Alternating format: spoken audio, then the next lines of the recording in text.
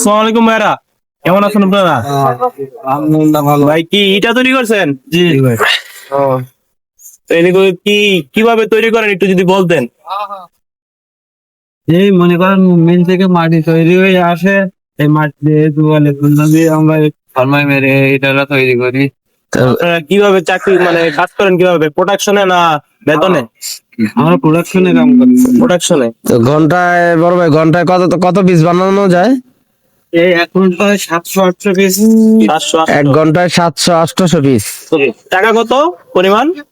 1000 ইট কাটলে দেয় আমাদের 250 টাকা। 1000 ইট 250 টাকা।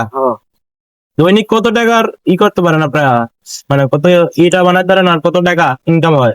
দৈনিক মনে করেন 6000-7000। দৈনিক 6000-7000 ইটা তৈরি করেন। 6-7 হাজারের কোথায় 1000-250 নাকি? জি জি।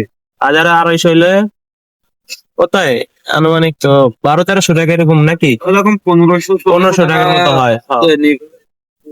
তো এই যে এনবিএম কোম্পানিতে ভাইরা প্রোডাকশনে আপনাদের চাকরিটা মানে ডিউটিটা সকাল কয়টা থেকে কয়টা পর্যন্ত? আমাদের রাত 2টার সময় উঠতে হয়। মানে সকাল রাত 2টায় ওঠেন?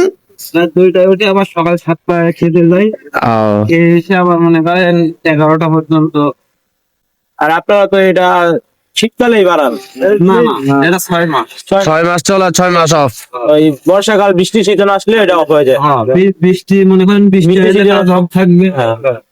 ধন্যবাদ ভাই, অনেক ভালো লাগলো আপনাদের সাথে কথা বলে।